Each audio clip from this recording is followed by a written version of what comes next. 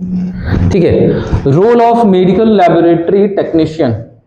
Okay, so finally ये जो, मैं ये नहीं कह रहा हूं कि सिर्फ डीएमएलटी के लिए है, ओवरऑल बीओ केमिल्टी और डिप्लोमा एमएलटी के लिए भी है। ये हम लोग जिस प्रोफेशन में एडमिशन लिए हैं, या यूं कह लें कि हमारी जो मेन सब्जेक्ट है या मेन जो फील्ड है मेडिकल में, वो लैबोरेटरी से रिलेटेड है, मेडिकल लैबोरेटरी टेक्नीशियन है। बेसिकली हम लोग ये जो चैप्टर है, फर्स्ट चैप्टर, इसमें हम लोग पढ़ेंगे कि एक एमएलटी का क्या रोल होता है उस पूरे लैब में। लैब सेटअप समझ रहे हैं ना?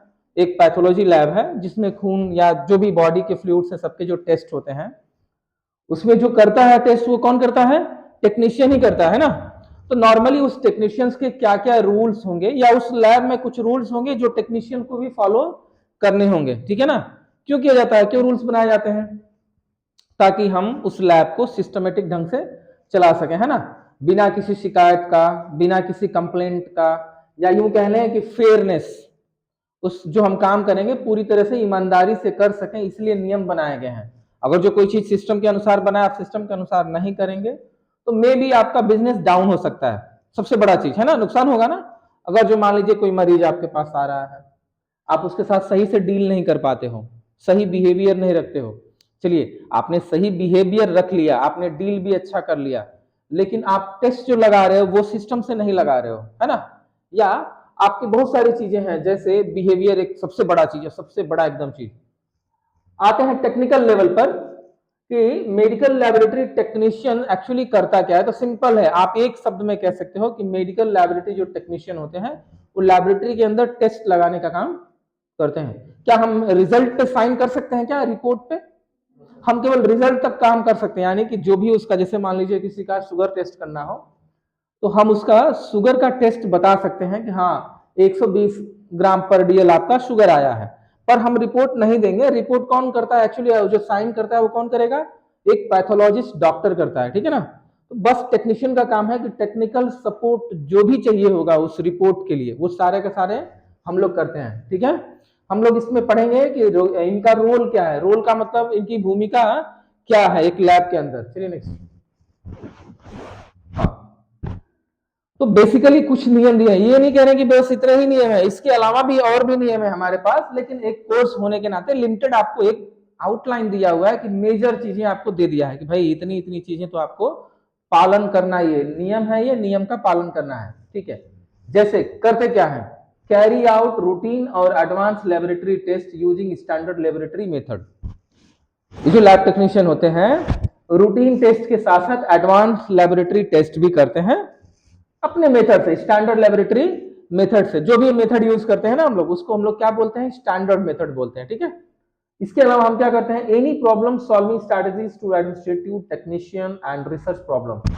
हम अपनी तरफ से कुछ बुद्धि लगाते हैं। स्ट्रैटेजी का मतलब है प्लान लगाना, दिमाग लगाना। अगर जो कोई प्रॉब्लम्स हो जाती है, जैसे एडमिनिस्ट्रेटिव लेवल पे कोई प्रॉब्लम हो गई, एडमिनिस्ट्रेटिव का मतलब है ऑफिस में कोई कागजी चीजों का अगर जो कोई काम आ रहा है तो उसमें भी हम इसको मेंटेन कर सकते हैं, हेल्प कर सकते हैं। टेक्निकल चीजें सपोर्ट चाहिए तो वो भी हम कर सकते हैं। कोई रिसर्च में कोई प्रॉब्लम्स आए तो उसको भी हम लोग दिमाग लगा करके सॉल्व कर सकते हैं। रिसर्च का मतलब है, मान लीजिए आज के डेट में कोई ऐसी डेंगू के समय, जैसे बारिश, जैसे पोस्ट रेनिंग सीजन जब बीत जाता है ना, रेनी सीजन बीतने के बाद डेंगू के केसेस बढ़ने लगते हैं, बढ़ता है ना। तो बेसिकली हम लोग रिसर्च का मतलब है एक अपने तरफ से हेल्प भी करते हैं डॉक्टर्स को कि ऐसा क्यों हो रहा है, ये जैसे बीमारी फैल रही है, बहुत ज्यादा केसेस आ रहे हैं, तो क्यों ऐसा हो रहा है? अचानक से कोई एक एरिया है, उस एरिया में HIV के केसेस बढ़ जाए, हेपेटाइटिस के केसेस बढ़ जाए, तो हम उस पर अपने तरफ से ना रिसर्च भी करते हैं। रिसर्च का मतलब है ना कि पुरानी चीजों से नई चीजों को तुलना करते हैं, तो हमको फर्क समझ में आता है। वही फर्क क्या है आपका, एक तरह से रिसर्च होता है। तो हम कोई ऐसी प्रॉब्लम हो जाए, उसको टेक्निकली एडमिनिस्ट्रेटिव या रिसर्च लेवल पे है, तो हम अपना दिमाग लगा के, स्ट्रैटेजी लगा करके उसको सॉल्व करने का भी काम करते हैं। सिंपल इस लाइन का मतलब ये है कि एक टेक्नीशियन अगर जो उसको एडमिनिस्ट्रेटिव में कोई प्रॉब्लम आ जाए, कोई टेक्निकली प्रॉब्लम आ जाए, या कोई रिसर्च लेवल पे प्रॉब्लम आ जाए, तो भी दिमाग लगा करके इसको आप सॉल्व कर सकते हो। टेक्नीशियन का इतना रोल है। Conduct community based researchers in the collaborations with the other categories of the health professionals. Conduct community का मतलब होता है, कम्युनिटी का मतलब होता है समाज, जिस समाज में हम रह रहे हैं। तो बेसिकली हमारा जो सेटअप होगा एक हॉस्पिटल के अंदर होगा, तो हॉस्पिटल में जैसे हम एक लैब टेक्नीशियन, वैसे एक्सरे टेक्नीशियन मिलेंगे आपको, रेडियोलॉजी के टेक्नीशियन मिलेंगे आपको, नर्सिंग स्टाफ मिलेंगे, और भी अलग अलग मिलेंगे, मिलेंगे कि नहीं मिलेंगे। अब उनके साथ आपका तालमेल सही बैठाना होगा, आप समझ रहे हैं, क्योंकि उनकी वजह से भी आपके पास बिजनेस आ रहा है ना। कोई ऐसा नर्सिंग स्टाफ जो सैंपल लेके आएगा मरीज का, मरीज कहाँ है, हॉस्पिटल में भर्ती है, तो वो सैंपल निकाल के लेके आएगा, नाम वाम सारे डिटेल्स के साथ आएगा, तो आप उसके साथ भी एक बढ़िया व्यवहार करके रखेंगे। वो कंडक्ट ऑफ कम्युनिटी का मतलब है कि जो भी आपके कम्युनिटी में लोग होंगे उनके साथ एक अच्छा व्यवहार आप रखेंगे। Provide professional consultancy on the matters related to the establishment, renovation, upgradation, reorganizations of the medical laboratories of the intermediate level. Provide professional consultancy, परामर्श भी हम लोग देते हैं, प्रोफेशनली लेवल पर देंगे, समझ रहे हैं मेरी बात। जैसे आप जिस लैब में काम कर रहे हो सकता है सैंपल का बर्डन ज्यादा बढ़ गया है, अब डॉक्टर्स ना आप पे चिल्ला रहे हैं कि आप जो है ना रिपोर्ट जल्दी जल्दी करिए, तो आप उनके साथ कंसल्ट करेंगे जाके कि सर ना अब क्योंकि नंबर ऑफ पेशेंट बढ़ रहे हैं तो थोड़ी सी रिपोर्ट में डिले हो गई। एक तो ये हो गया, प्रोफेशनल कंसल्टेंसी का मतलब है कि प्रोफेशनली हम किसी से कंसल्ट भी कर सकते हैं। दूसरी चीज, कुछ मैटर होंगे जैसे एस्टैब्लिशमेंट का मतलब है, अब लैब को लेकर के है, तो हो सकता है जिस लैब में आप काम कर रहे हो वो लैब की साइज अब छोटी है, तो एक नया लैब भी स्टैब्लिश करना है या नया डिपार्टमेंट स्टैब्लिश करना है। स्टैब्लिश का मतलब है नई नींव डालना, ठीक है, नया सेटअप डालने को हम लोग स्टैब्लिशमेंट बोलते हैं, या कोई नया काम कर रहे हैं ना तो उसको हम लोग स्टैब्लिशमेंट बोलते हैं। दूसरा है रिनोवेशन। रिनोवेशन का मतलब है कि मान लीजिए कभी बेसिन कोने में रही, अब आप चाहते हो ना कि बेसिन के पास ज्यादा काम बढ़ गया है, तो बेसिन को ऐसे जगह कर देते हैं ताकि उसके अगल बगल और भी सामान हम रख सकें। तो जब दोबारा से आप उसको बनाते हो ना, दोबारा से रिकंस्ट्रक्ट करते हो या डिजाइन थोड़ा सा और अलग बनाते हो, तो वैसी चीजों को हम लोग रिनोवेशन बोलते हैं। तो आप इसमें भी अपना कंसल्टेशन दे सकते हो, मालिक के साथ बैठ के कर सकते हो कि सर अभी जो हम लोगों का जो केबिन सिस्टम है या जो डॉक्टर की केबिन है बहुत छोटी हो गई है, क्यों ना इसको हम थोड़ा सा एक और रूम बाहर बना करके बड़ा कर दिया जाए, ताकि कंप्यूटर, माइक्रोस्कोप, जो भी उनको देखने की चीजें हैं सब उनके पास अवेलेबल रहे। तो आप कंसल्ट कर रहे हो प्रोफेशनली, ठीक है। दूसरा है ओके, अपग्रेडेशन का मतलब है अपडेट करना। अपडेट का मतलब है मान लीजिए हमारे पास सेंट्रीफ्यूज मशीन है मैनुअल, देखें ना वो ऐसे है, छोटी सी है, अब ना आपके पास सैंपल्स बढ़ गए हैं ज्यादा, तो बार बार 5 मिनट आपको बार बार घड़ी देखनी पड़ती है कि 5 मिनट हुआ कि नहीं, जाके बंद करना है उसको। मान लीजिए रन कराते हैं ना हम लोग सैंपल्स, तो उसको अपग्रेड का मतलब है हम नई मशीन खरीदेंगे, नया सेंट्रीफ्यूज। अब नया सेंट्रीफ्यूज कैसा आया है कि उसमें टाइमर भी है और स्पीड भी है, हम सेव कर सकते हैं कि भाई तुम 5 मिनट चलोगे, 1500 के आरपीएम पे आपको 5 मिनट तक चलना है। आप सैंपल रख दीजिए, बटन से मतलब ओके कर दिए, टाइमर लगा दीजिए, जैसे मोबाइल में टाइमर लगाते हैं ना कि उसके टाइम के बाद अलार्म बजेगा, ठीक वैसे ही वो। तो आपने पुरानी मशीन को नया मशीन से क्या कर लिया, अपग्रेड कर लिया। अपग्रेड का मतलब है, तो उसमें भी आप अपनी राय दे सकते हो। दूसरा है रीऑर्गेनाइजेशन, किसी चीज को मान लीजिए सिस्टमेटिक ढंग से रखा गया, ऑर्गेनाइज किया गया, आप चाहते हो कि अब हम लोग क्या करेंगे कि प्लास्टिक वाले सारे एक तरफ कर देंगे, मेटल वाले हिस्से एक तरफ कर देंगे। रीऑर्गेनाइज मतलब दोबारा से उसको सजाना, तो रीऑर्गेनाइज भी कर सकते हैं medical laboratory of intermediate level. किसमें कर सकते हैं, मेडिकल लैबोरेटरीज के अंदर। तो सिंपल इस लाइन का मतलब यह है कि हम एक अपनी परामर्श या राय भी दे सकते हैं, किससे रिलेटेड, मेडिकल लैबोरेटरी से रिलेटेड। राय में क्या क्या दे सकते हैं, इस्टेब्लिशमेंट को लेके दे सकते हैं, रिनोवेशंस को लेके दे सकते हैं, अपग्रेडेशन और रीऑर्गेनाइजेशन जैसी चीजों के लिए भी आप परामर्श देते हैं। बिल्कुल आप देते हैं, अगर जो खुद आप ओनर हैं तो करेंगे ऐसा, बिल्कुल किया जाता है ना। मान लीजिए लैब में सैंपल्स कम आने लगे, तो आप ना अपने बॉस के साथ बैठेंगे, बोलेंगे सर ना सैंपल कम आ रहा है तो दिन भर बैठे बैठे बोर हो जा रहे हैं, क्यों ना हम लोग फील्ड किया जाए, है ना, डॉक्टर से मिला जाए। तो जब आप डॉक्टर से या किसी ऐसे मेडिकल प्रोफेशनल से मिलने जाएंगे तो उसको हम लोग बोलते हैं कंडक्ट ऑफ कम्युनिटी, ठीक है। और अपने पर्टिकुलर सिर्फ लैब के लिए कंस्ट्रक्शन या ऐसी चीजें जो नया क्वालिटी बनाना चाहते हैं तो उसको हम लोग नॉर्मली एस्टैब्लिशमेंट, रिनोवेशन, अपग्रेडेशन ये चीजें बोलते हैं। ये कंसल्टेशन का, प्रोफेशनल कंसल्टेंसी का मतलब है कि प्रोफेशनली हम किसी को परामर्श देते हैं या राय देते हैं या राय लेते हैं, उसी को हम लोग क्या बोलते हैं, प्रोफेशनल कंसल्टेंसी। एक बार और बैक जाइए, ओके। और सिंपल समझ लेते हैं कि एक टेक्नीशियन टेस्ट भी लगाता है, छोटे से लेकर रूटीन, छोटा टेस्ट नहीं कहेंगे आप, क्या कहेंगे उसको, रूटीन कहेंगे, और बड़े टेस्ट को क्या बोलते हैं, एडवांस लेबोरेटरी टेस्ट। यानी कि रूटीन टेस्ट और एडवांस टेस्ट जैसे चीजों को भी हम लोग टेक्नीशियन होने के नाते उसका जांच लगाते हैं। दूसरा है कि अगर जो कोई प्रॉब्लम्स टेक्निकल या रिसर्च लेवल पे या एडमिनिस्ट्रेटिव लेवल पर कोई काम या कोई प्रॉब्लम्स आती है तो उसको भी हम लोग अपनी इच्छा से अपना दिमाग लगा करके उसको सॉल्व करने का भी काम करते हैं, बिल्कुल करते हैं।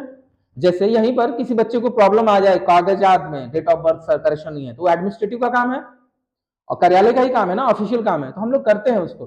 ठीक वैसे ही आपको भी कोई चीज ऐसा दिक्कत, जैसे कोई किसी की सैलरी कोई जा रहा है आपके यहाँ से छोड़ करके, तो उसको एक्सपीरियंस सर्टिफिकेट देते हैं ना, तो ये ऑफिस का काम है ना, लैब टेक्नीशियन का काम नहीं है, लेकिन हम उसमें हेल्प करेंगे कि हाँ वो बंदा इतने दिन से लेकर के इतने दिन तक काम किया, बहुत अच्छा रहा है, तो हम लोग बना के देते हैं, तो इसमें भी हेल्प कर सकते हैं। टेक्निकली कोई सपोर्ट है, कोई मशीन या कोई गड़बड़ी आ गई है उसको भी सही कर सकते हैं, और रिसर्च लेवल पे कोई जांच लगानी है तो उसमें भी हम लोग हेल्प करते हैं। तीसरा पॉइंट था कि अपने प्रोफेशनली लोगों के साथ अच्छा तालमेल बिठा करके रखते हैं।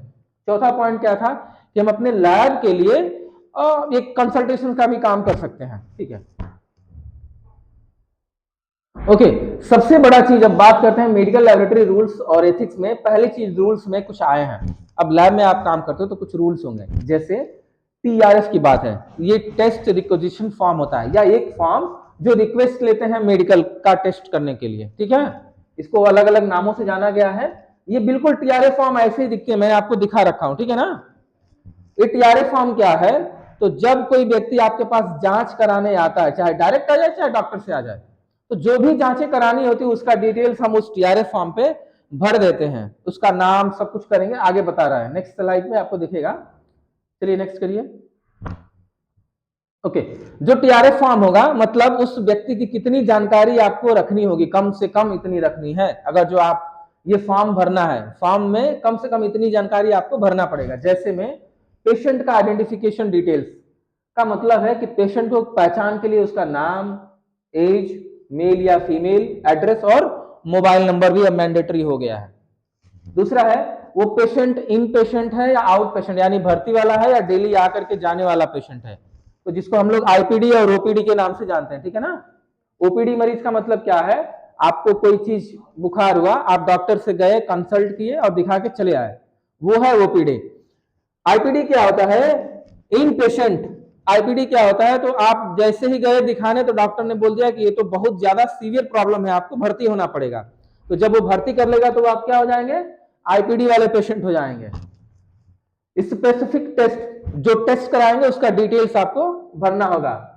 अब टेस्ट के लिए क्या स्पेसिमेन ले रहे हो, सैंपल, यहाँ स्पेसिमेन का मतलब क्या है, सैंपल है, तो किस टाइप का सैंपल आप ले रहे हो, उसका पेशाब का सैंपल ले रहे हो, बलगम ले रहे हो, खून ले रहे हो, क्या है वो सब आपको मेंशन करना होगा। Name of the medical officer requesting the test, और उस डॉक्टर का भी नाम लिखेंगे जिन्होंने इस टेस्ट के लिए एडवाइस किया है उस मरीज को। ठीक है, एनी अदर, और कोई भी उससे रिलेटेड कोई जानकारी है तो आप यहां से मेंशन कर सकते हैं।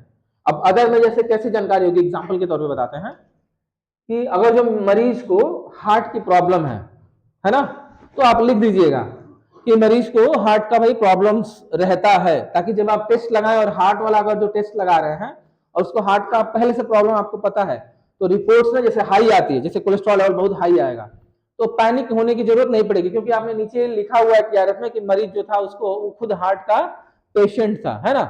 या कोई शुगर वाला मरीज है, अचानक से आप टेस्ट लगा रहे हैं 400-500 आ रहा है उसका शुगर, तो उससे पूछ लेता है। अदर इन्फॉर्मेशन का मतलब हम नॉर्मली पूछ लेते हैं कि कोई और भी प्रॉब्लम्स रहती है क्या आपको, तो बोलेगा कि हमको थायराइड का भी प्रॉब्लम है और शुगर का भी प्रॉब्लम है, तो हम नीचे लिख देते हैं कि patient having the history of, मतलब पेशेंट को एक हिस्ट्री भी है, किस चीज का है, शुगर का है, थायराइड का जो भी है, तो हम नीचे मेंशन कर देते हैं, वैसी जानकारी है। इसके अलावा अगर जो प्रेग्नेंट लेडी है उसका ऑलरेडी, तो वो भी डिटेल्स हम लोग यहाँ पर लिख देते हैं कि ये जो टेस्ट हो रहा है प्रेगनेंसी का, लेडीज प्रेगनेंसी है 7 वीक्स का है या 8 वीक्स का है, जो भी है, या 8 मंथ्स का है, वो सब मेंशन कर सकते हैं अदर इंफॉर्मेशन में, पर ये इंपॉर्टेंट नहीं है जितने ये सब इंपॉर्टेंट है। ठीक है, देखिए ये चीजें ना याद करने के लिए सबसे आसान तरीका है, आप ना खुद उस जगह पे एज ए टेक्नीशियन और एज ए पेशेंट होकर के सोच सकते हैं कि अगर जो आप खुद टेक्नीशियन है और कोई मरीज बन के आए तो आप उसका क्या क्या डिटेल्स रखोगे, तो चीजें आपको याद हो जाएंगी। एक तो मरीज का डिटेल्स है ना, बिना देखे आप इसको बता सकते हैं। फिर वो आईपीडी का है, आईपीडी ओपीडी नहीं भी मेंशन करते हैं कोई दिक्कत नहीं है, लेकिन अगर जो हॉस्पिटल के अंदर है तो मेंशन किया जाता है, हॉस्पिटल के बाहर आपकी लैब है तो फिर तो जरूरत नहीं है इसका।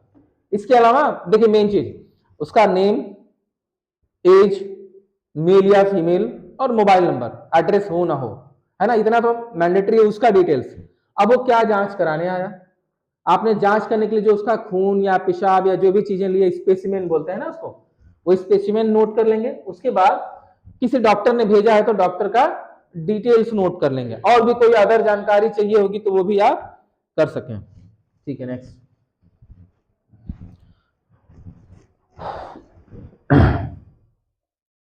Okay, keeping the laboratory records. अब जितनी चीजें आप उस मरीज की जानकारी आपके पास है, उस जो जानकारी अभी लिए है ना टीआरएफ भरने में, उसी जानकारी को एक अलग से रजिस्टर में भी नोट करके रख लेंगे, वही डिटेल्स है ये।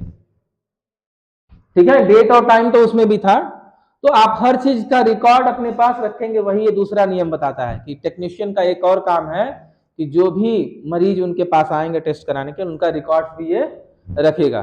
ठीक है, तीसरा,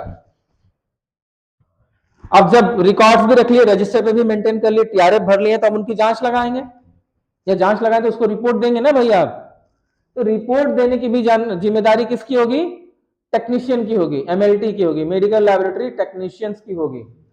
जैसे में वो रिकॉर्ड सारे रिजल्ट का रखेंगे, जो भी रिजल्ट उनको आया, यानी कि जांच लगाने के बाद जो भी उनका रिजल्ट आया था रिपोर्ट का, वो आपको रखना होगा। कार्बन कॉपी, वर्कशीट या रिकॉर्डिंग जैसे टेस्ट जैसे रजिस्टर कुछ भी होगा जिसमें आप उसको रखोगे। आप पहले के समय में कार्बन कॉपी रखा जाता था कि कल को मरीज चला गया, ऊपर वाली कॉपी आप दे दिए तो कार्बन कॉपी होगा, तो दोबारा आएगा तो बना के हम उसको दे देंगे। समय फिर धीरे धीरे अपडेट हुआ तो रजिस्टर्स हो गए हमारे पास, और हमारे पास अब कंप्यूटर आ गया। कंप्यूटर में क्या है, एक बार चीजें सेव हो गई तो 100 दिन के बाद भी हम उसको निकाल सकते हैं, जानकारी दोबारा से उसको दे सकते हैं अगर जो हमारे पास रहा। सबसे बड़ी चीज है, एक रजिस्टर भी होता है हमारे पास, हर जगह रजिस्टर होता है, जैसे ये दिखा हुआ है ना, ये बिल्कुल ऐसे ही रजिस्टर होता है और हर लैब में रहता है। जैसे जाएंगे आपका जांच लगाता जाएगा और नीचे लिखता जाएगा क्या क्या क्या क्या, मान लीजिए वही रजिस्टर लेके हम लोग उसी को देख करके और कंप्यूटर पे टाइप करके और रिपोर्ट प्रिंट कर देते हैं।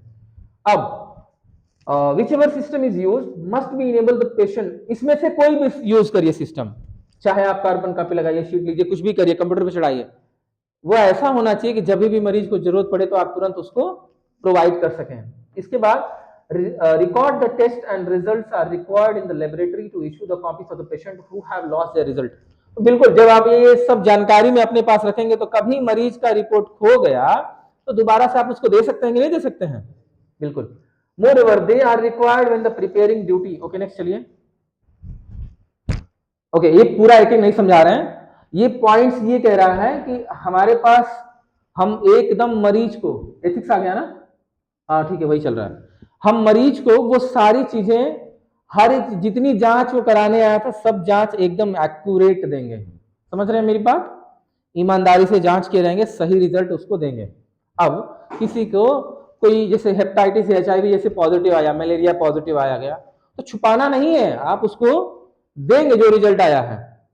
दूसरी चीज, स्टैंडर्ड प्रेजेंटेशन रिपोर्ट होनी चाहिए, जो रिपोर्ट करने का जो तरीका होता है वो स्टैंडर्ड ढंग से होना चाहिए, जैसे ऊपर नाम पता मरीज का पूरा डिटेल्स होगा, ठीक है, और उसके बाद जांच का डिटेल्स होगा, अगर जो उससे रिलेटेड कोई नॉर्मल रेंज है वो सब चीजें हैं वो आपको मेंशन करना होगा। देखिए लिखा है यहाँ पर कि स्टैंडर्डाइजेशंस में रिपोर्ट्स को प्रेजेंट करना होगा, उसमें ऐसा हो कि कंपैरिजन रिजल्ट का हम कंपैरिजन कर लेगा, मरीज भी डॉक्टर भी, या किसी और डॉक्टर के पास जाते हैं तो भी कंपैरिजन करने लायक हो। Report should be clearly and neatly written, और जो रिपोर्ट होनी चाहिए पूरी क्लियर एकदम लिखी होनी चाहिए, उसमें कोई बदलाव नहीं होने चाहिए। ठीक है, जैसे आप देखेंगे अगर जो आपको खूब लिखने के लिए दे दिया जाए ना तो फिर आप एक एक वर्ड क्लियर नहीं लिखेंगे, आप ना जल्दी जल्दी फास्ट लिखते हो, तो रिपोर्ट के मामले में ऐसा नहीं होना चाहिए, क्योंकि आगे वाला भी उसको बढ़िया से देख सके, इसलिए रिपोर्ट क्लियर लिखा होना चाहिए और नीटली रिटन होना चाहिए। पर्टिकुलर फिगर्स, पर्टिकुलरली फिगर्स का मतलब होता है ना कि किसी का हीमोग्लोबिन 10.1 है तो जो 10.1 है इसी को हम लोग फिगर बोलते हैं। ठीक है, बाकी point should be taken in the consideration. अगर जो इसमें कोई एक्यूरेसी या सब चीजें आपको आपकी जिम्मेदारी है तो समझ लेते हैं कि जब रिपोर्ट आप डिलीवरी करेंगे तो कुछ बातों का ध्यान देना होगा। एक तो रिपोर्ट सही होनी चाहिए, है ना, रिलेवेंट होना चाहिए, जितना मरीज को चाहिए था उतना होना चाहिए। स्टैंडर्ड तरीके में रिपोर्ट्स होनी चाहिए, प्रॉपरली रिटर्न या प्रिंटेड, एकदम क्लियर और नीट दिखनी चाहिए। जो एक्सपीरियंस पर्सन होते हैं एटलीस्ट वो रिपोर्ट को एक बार चेक भी कर लेते हैं। जब हम प्रिंट कर लिए ना, जब रिपोर्ट प्रिंट हो गई तो कोई सीनियर या आप ही अगर जो सब कुछ है, तो फिर प्रिंट होने के बाद अपना रजिस्टर लेके आइए, जहां पर आपने जांच करते समय रिजल्ट दिखा है ना, दोनों को एक बार ऐसे कंपेयर कर लीजिए कि इसमें क्या है और इसमें क्या। अगर सब कुछ ठीक है तभी मरीज को साइन करके रिपोर्ट पकड़ाइए, नहीं तो एक बार चेक कर लीजिए वही ये कह रहा है। अगर जो कोई भी ऐसा रिजल्ट जो अनएक्सपेक्टेड आया है तो उसको दोबारा से आप रिपीट टेस्ट करा लीजिएगा, जरूरत पड़े तो। इफ नेसेसरी का मतलब है अगर जरूरत पड़े, अगर आवश्यकता हो तो आप उसको दोबारा से कर लीजिएगा। कौन सा टेस्ट? कोई अनएक्सपेक्टेड रिजल्ट आए जांच लगाने के बाद, या आपको लगता है कि इसका हीमोग्लोबिन तो 3 ग्राम दिखा रहा है सिर्फ, हाँ, लेकिन मरीज को देख के तो नहीं लगा था कि 3 ग्राम है, तो दोबारा से एक बार चेक कर लीजिएगा। उस जो चीज अब नॉर्मल आता है ना, उसको अनएक्सपेक्टेड भी बोल सकते हो, या अब नॉर्मल रिजल्ट कोई आ जाए तो उसको दोबारा से आप रिपीट करके भी चेक कर सकते हैं, ठीक है। If possible references value normal ranges should be possible, कोशिश करिए कि नॉर्मल रेंज होने चाहिए। मैं आपको अभी एक दिखाता हूं, ठीक है, एक रिपोर्ट आपको दिखा देता हूं। है फाइनल कब हुआ है ना, 4/12 को 6:04 पे हो गया, 2 घंटे के बाद ये रिपोर्ट तैयार हो गई। ये रिपोर्ट फाइनल हो गई है। ये कहाँ हुआ है? तो मऊ के एक बहुत बड़े पैथोलॉजी में हो रखा है, ठीक है ना, लाल पैथ की बहुत बड़ी ब्रांच है। अब मरीज का क्या डिटेल्स है, तो पहले देखिए, मैंने बोला था ना कि जो भी आप टेस्ट प्रिंट करते हो ना तो शॉर्टकट में नहीं होता है। देखिए ये लिखा है ना सीबीसी, छोटा लिखा है, और बड़ा में क्या लिखा है? हाँ ऐसे लिखा है, इसको थोड़ा सा और बड़ा करते हैं। ओके, तो उसका डिटेल्स लिख दिया पहले कि कौन सा टेस्ट है, लिखा ना कि कंप्लीट ब्लड काउंट सीबीसी, ठीक है। ये कौन से मेथड से हुआ है, ये मेथड लिखा हुआ है। अब ये हो गया टेस्ट का नाम जो सीबीसी के अंदर आते हैं ना, और ये रिजल्ट हो गया। जरूरत पड़ने पे उसकी यूनिट तो लिखनी पड़ेगी। और ये है बायो रेफरेंस या नॉर्मल रेंज, संभवतः आपको लिखना पड़ता है। तो सिंपल है, हीमोग्लोबिन कितना है? 13.10 है, ग्राम पर डीएल में है 13 से लेके 17, क्योंकि ये मेल है ना, नहीं तो ये 13 से लेकर के 16 हो सकता था, ठीक है, फीमेल होता तो ऐसे ही ये सारे टेस्ट लिखे हुए हैं। टेस्ट का रिजल्ट है, रिजल्ट का यूनिट है, और ये नॉर्मल रेंज है। ये सब करने के साथ साथ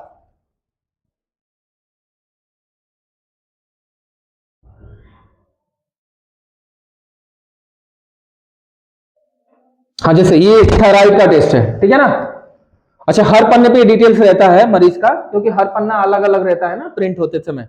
जैसे थायराइड का डिटेल्स है नॉर्मली, तो ये टेस्ट का नाम देखिए बड़ा में लिखा है ना, थायराइड प्रोफाइल टेस्ट, शॉर्टकट में टीएफटी भी लिख सकता था वो, ठीक है। ये किस मेथड से हुआ है? एक्लिया मेथड से हुआ है।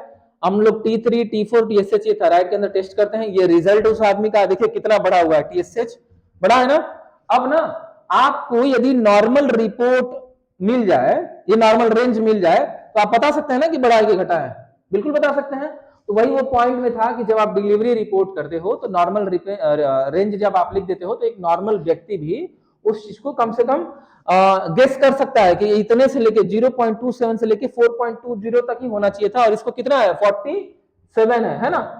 तो अब जब बढ़ा है तो वो एक नॉर्मल व्यक्ति भी जान जाएगा कि ये तो बढ़ा है। तो ऊपर से हम लोग हाईलाइट भी करते हैं। नया तरीका गवर्नमेंट ने ये कह दिया कि जो भी अब नॉर्मल रिपोर्ट्स फाइंडिंग होंगी इस रेंज में नहीं आती, उसको आप हाईलाइट कर देंगे, तो डार्क करके बड़ा कर दीजिए थोड़ा सा, कम से कम नजर उस पर डायरेक्ट पड़ जाए। तो ये फॉर्मेट है उस रिपोर्ट्स को देने के लिए, ठीक है ना। इसमें किसी को डाउट नहीं होना चाहिए कि नाम ना प्रॉपरली लिखे होने चाहिए। फिर रिजल्ट भी, अगर जो ये सोचिए मेटा रहता आधा आधा, नीट और क्लियर नहीं लिखा होता, फिर तो कंफ्यूजन होता ना कि ये 1 है कि क्या है, होता ना भाई ये 114 है, मान लीजिए पॉइंट ही सिर्फ मिट जाए, 1.14 है, अगर जो ये पॉइंट ही मिट जाए तो 114 होगा, तो कहीं ना कहीं सिवियरिटी लगेगी आपको। तो इसीलिए नीट और क्लियर लिखा होना चाहिए सारी रिपोर्ट्स, ताकि आगे वाला उसको बढ़िया से देख सके। अगर इसमें कोई दिक्कत आई तो ये लास्ट में जब हम रिपोर्ट फाइनली देते हैं, तो एक बार हम जो सीनियर हमारे होते हैं या डॉक्टर्स होते हैं, रिपोर्ट देने से पहले एक बार और चेक कर लेते हैं कि ओके, फाइनली आपके लैब का नाम होना चाहिए, ठीक है, क्लियरली विजिबल होना चाहिए कि कहां पर हो रहा है। दूसरी चीज, पेशेंट का नेम है ना, ये लैब नंबर का मतलब है एक सीरियल नंबर है उस मरीज का। दूसरा है अगर जो खुद से आया है तो हम सेल्फ लिखते हैं, किसी डॉक्टर के द्वारा आया होता है तो हम यहाँ डॉक्टर का नाम लेते हैं। टीआरएफ में यही था। कलेक्शन कब किया गया है? ये 3:03 इतने टाइप पर ये कलेक्शन किया गया शाम के समय 4 बजे में 5 मिनट 7 मिनट कम रहा है। कब? ये 4 तारीख में।